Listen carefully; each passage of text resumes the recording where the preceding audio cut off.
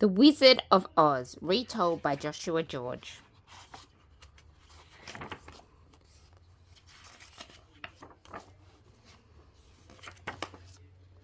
Dorothy lived on a farm in Kansas with her aunt and uncle and her little dog Toto. One morning, Dorothy heard a strange whooshing noise outside the house. A whirlwind was coming. Before Dorothy could hide, the window blew open and something hit her on the head. As she fell to the floor, she felt the house rise in the air and start to spin around and around and around. When Dorothy woke up, the wind had stopped and the house was still. Cautiously, she opened the door. "Goodness!" she exclaimed. "This doesn't look like Kansas." Then Dorothy spotted a crowd of people. "Thank you for saving us from the Wicked Witch of the East," cried the crowd happily. And there, sticking out from under the house, were 2 feet wearing red shoes. Dorothy had landed on the witch. "Don't worry, dear," said a tall lady. "You're in the land of Oz, and I'm Glinda, the Good Witch." "But how do I get home to Kansas?" asked Dorothy. "The Wizard of Oz can help," replied Glinda. "Take the Wicked Witch of the East's magic shoes and follow the yellow brick road to the Emerald City. You'll find him there." Nearby, the Wicked Witch of the West was hiding. She was angry because Dorothy had landed on her sister and was even wearing her magic shoes. "I want those shoes," she hissed. Dorothy and Toto set off along the yellow brick road. As they passed a field, Dorothy was amazed to see a Scarecrow wink and wave at her. Dorothy stopped and chatted to the Scarecrow, telling him all about her journey to the Emerald City. "Maybe the wizard could give me some brains," said the Scarecrow hopefully. "Then why don't you come too?" asked Dorothy, and they set off together. Soon, Dorothy, Toto, and the Scarecrow met a man made of tin, who squeaked with every step. "I'll help you oil those creaky joints," Dorothy said, kindly telling him about their journey as she did so. "Perhaps the wizard could give me a heart," said the Tin Man hopefully. Later that day, a lion bounded out of the woods and Toto barked at him bravely.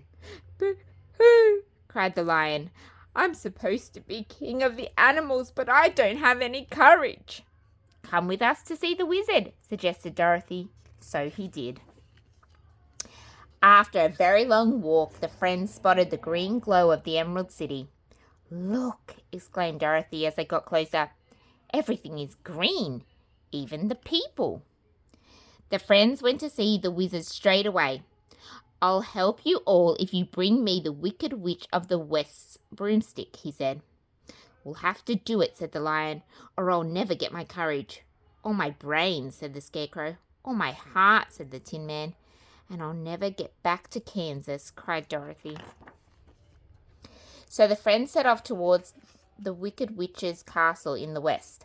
They crossed mountains full of lurking wolves and tiptoed through forests full of scary bees and glowing eyes. But the Wicked Witch found out that they were coming and sent a troop of flying monkeys to stop them. The lion roared, the Tin Man swung his axe, and even the Scarecrow tried to fight. But the monkeys grabbed Dorothy and Toto and dragged them to the Wicked Witch's castle. "Ha ha ha!" cackled the Wicked Witch. "Now that the magic shoes are mine!" The Wicked Witch was so excited about the shoes that she didn't notice Toto creep away to find the others to help Dorothy escape. Soon, the friends had sneaked into the castle and freed Dorothy. When the witch saw what was happening, she shot sparks at the Scarecrow, who burst into flames. Quickly, Dorothy threw a bucket of water over her friend. "Eek!"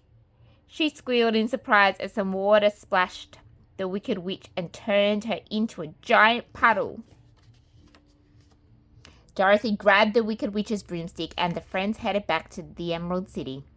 "Now the wizard will have to help us," she said. But they were in for a surprise. "I'm afraid I can't help you," said the wizard. "I'm just a normal man. I floated here in a hot air balloon and everyone thought I was a wizard." Dorothy started to cry, and so did the Scarecrow, the Tin Man, and the lion. "But I can give you these," said the wizard, handing the Scarecrow a certificate, the Tin Man a clockwork heart, and the lion a big medal for bravery. "What about me?" said Dorothy sadly. "Don't worry," said the wizard. "I'll take you home in my hot air balloon." But just as they were about to take off, Toto jumped out of the basket and ran off. "Wait!" yelled Dorothy, leaping out after him. "I'm sorry," said the wizard as the balloon floated away. "I can't stop it." Dorothy started to cry. "How will I ever get home?" she sobbed. Then, with a puff of smoke and a shower of rainbow-coloured sparkles, another witch appeared. "Don't cry," she said. "I'm the Good Witch of the South. You've helped your friends, so I'm going to help you.